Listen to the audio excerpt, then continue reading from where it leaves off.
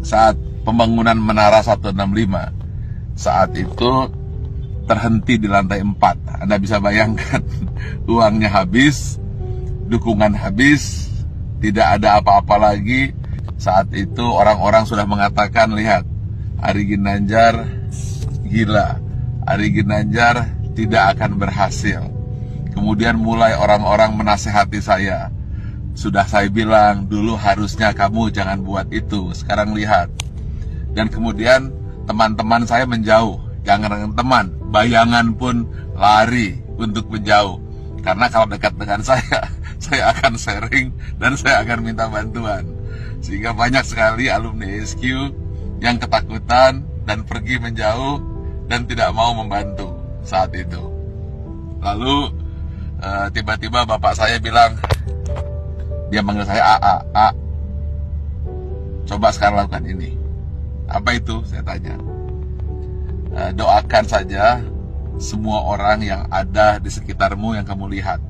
Tukang bakso, supir bis, tukang sayur, orang-orang miskin, orang-orang susah. Siapa saja yang kamu lihat, kamu doakan.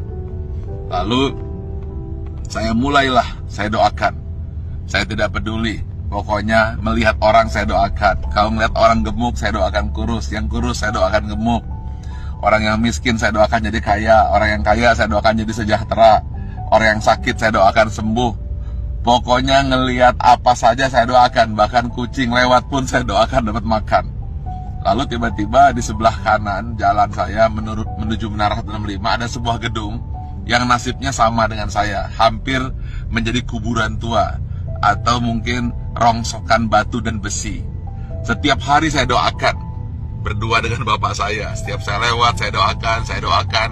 Believe it or not, setelah 2 tahun, tiba-tiba ada satu orang mulai bersih-bersih. Ada yang kerja ini. Besoknya 2 orang, 4 orang. Dan akhirnya mulai banyak orang kerja. Gedung yang milik orang yang saya tidak tahu siapa yang punya gedung itu, kemudian tiba-tiba selesai.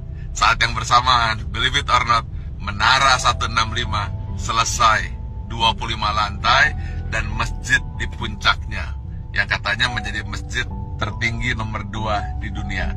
Nomor 1-nya saya tidak tahu ada di mana. Saya ingin sampaikan ini, bahwa kita harus senantiasa berpikir positif, senantiasa mendoakan orang lain, dan jangan berpikir negatif. Setiap melihat apa saja, doakan. Atau ketika melihat orang berdoa, aminkan. Intinya, jangan pernah berkata negatif, jangan pernah berpikir negatif, jangan pula bahkan berbisik negatif.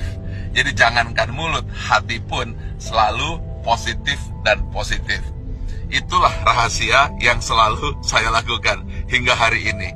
Dan believe it or not, semua kebaikan-kebaikan yang datang, keburukan-keburukan, alhamdulillah terhindar.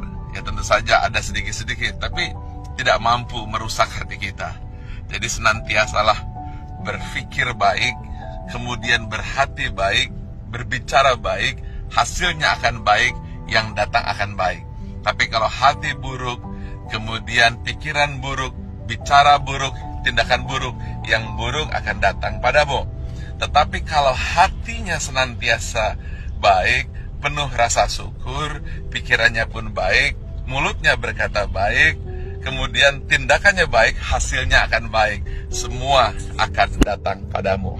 Ingat satu hal kunci, apabila kamu tahu kekuatan pikiran, maka kamu tidak akan pernah berani untuk berpikiran negatif.